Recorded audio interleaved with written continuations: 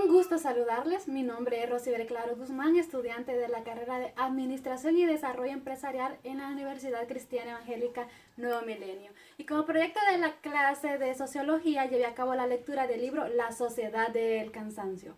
Es un libro muy interesante, con un contenido totalmente relevante, escrito por Byung-Chul Han, el cual se centra en 8 subtemas que recolectan su punto de vista. Y como un comentario general, puedo decir que este libro se basa en la actual modernización como una crítica a la forma de vivir la vida, de una manera muy activa, donde el ser humano vive en medio de una sociedad consumida por el trabajo, o está oprimido por el estrés, el desgaste ocupacional, por estar siempre en busca de la productividad constante, olvidándose de sí mismo y volviendo esta sociedad una sociedad del cansancio. Y desde un punto de vista crítico, presenta a continuación de forma clara y concisa los aspectos más importantes y relevantes de la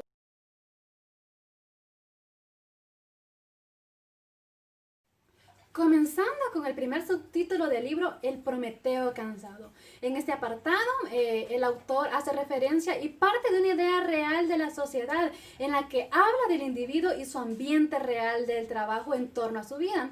En la actualidad, las personas viven oprimidas bajo la presión y la búsqueda de obtener las mayores productividades, así como el rendimiento posible y las responsabilidades que ésta ejecutan, a la cual se someten bajo la preocupación de obtener resultados óptimos, donde el autor nos dice que el exceso de positivismo está conduciendo a un hombre cansado, a un ser agotado en una sociedad del cansancio. Seguidamente, el autor también nos habla de la violencia neuronal, haciendo mención acerca de las enfermedades y las guerras, ya que en toda época experimentamos diferentes enfermedades y las continuamos experimentando. Pero de cierta forma, estas llegan a su fin gracias a las técnicas inmunológicas que científicamente son creadas.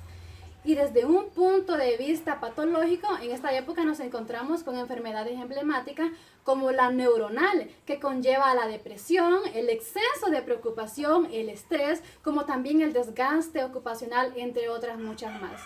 Estas enfermedades no son infecciosas o virus, sino un estado patológico en el que se encuentran las personas por la sumisión a sus trabajos, arraigado a no ser una sociedad para el trabajo, sino un trabajo para la sociedad, donde el hombre se ha vuelto una máquina en una constante competencia por la productividad y el rendimiento.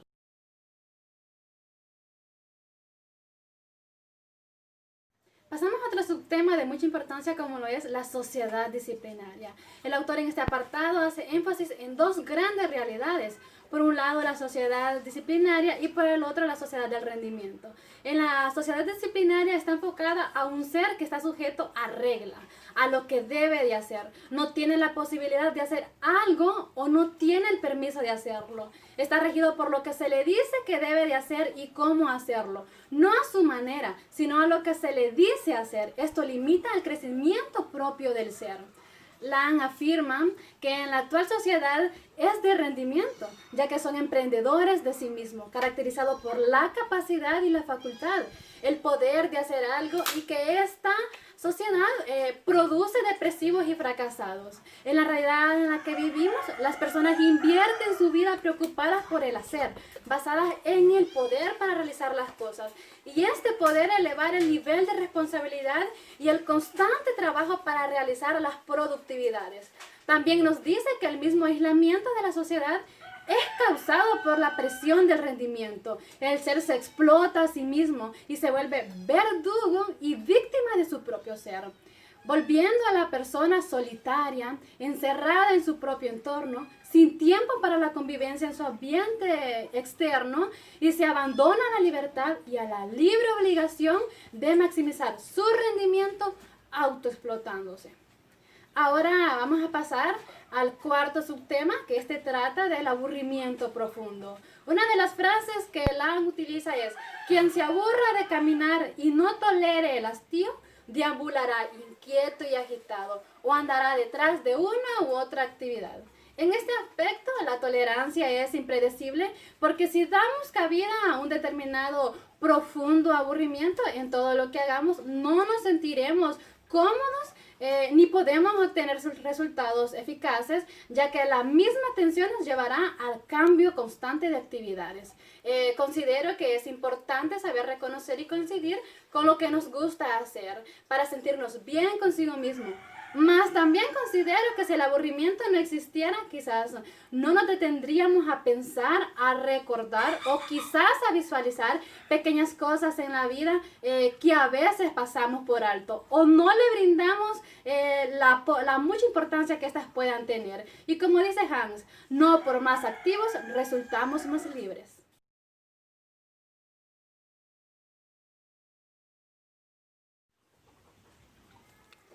La vida activa, otro de los grandes subtemas de los que habla este libro, donde nos menciona lo importante que es que el ser humano tenga en cuenta que no debe perder la creencia en Dios, ya que el que esto pase significaría que la sociedad se volvería totalmente alejada de los valores espirituales, pues el humano está centrado en torno a todas las actividades cotidianas de la vida.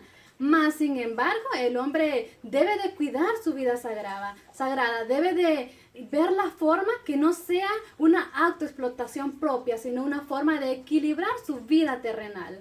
También nos dice que la falta de fe y esperanza en nuestros corazones a través del tiempo conducirá a provocar un vacío interno en el ser humano, donde se pierde la falta del sentido a la vida.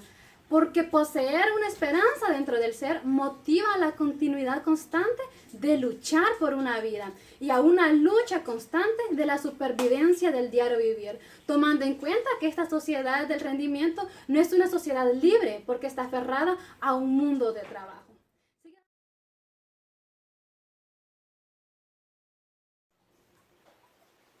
Seguidamente pasa a hablar acerca de la pedagogía del mirar, donde aprender a mirar, a sentir, a hablar son las tres tareas que el escritor Nietzsche formula.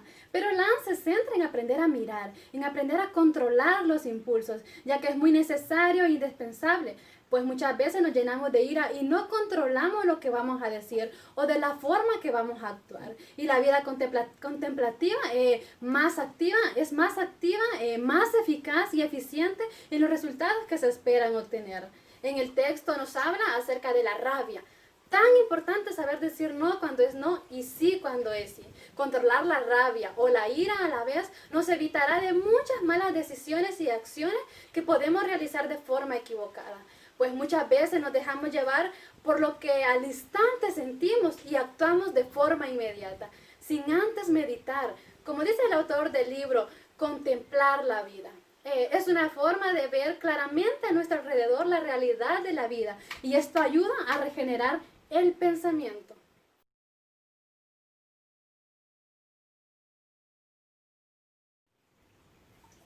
El libro también nos plantea un caso muy emblemático como es el caso de Bartleby. En este apartado nos presenta una historia de un hombre que al parecer no era parte de la sociedad de rendimiento, que es la que más el ser se autoexige. Pertenecía a la sociedad disciplinaria en la que el sujeto se presta a la obediencia. Es claro mencionar que en la sociedad del rendimiento se experimenta una serie de angustias, preocupaciones, insatisfacciones, inferioridad, así como también miedo al fracaso, entre otras muchas más, que por ende llevan a cualquier individuo al colapso de sí mismo. Podemos analizar con el caso de Bartleby que a pesar de que él no tenía una autoexplotación sobre sí, el cansancio lo consumió y no tanto por la presión externa que él podía tener, sino que él se desmoronó desde su interior. Y es ahí donde Lang coincide de que Bartleby enuncia la sociedad del cansancio. Todos sumidos y dependientes a un trabajo, luchando por la supervivencia, las oportunidades y la búsqueda inalcanzable de la productividad máxima, autoexplotándose a sí mismo.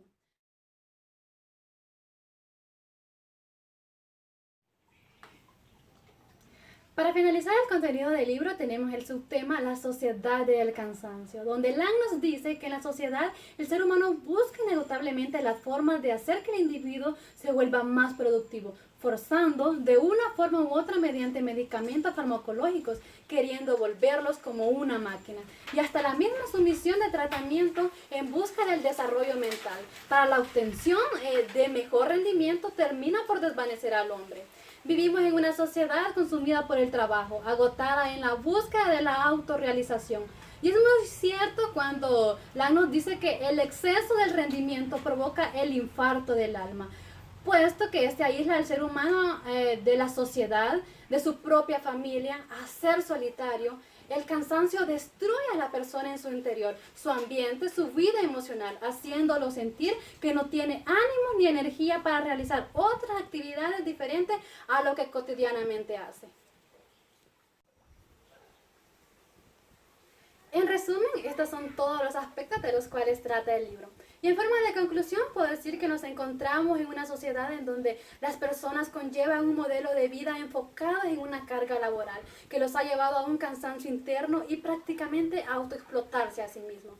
En países como Japón podemos ver una clara realidad cómo los ciudadanos terminan suicidándose a causa de la depresión y así como también del estrés laboral, consumidos por el trabajo, provocando muchas enfermedades tanto físicas como emocionales, siendo esto un claro ejemplo de la sociedad del cansancio. Ha sido un gusto compartir el contenido del que trata este libro, La sociedad del cansancio.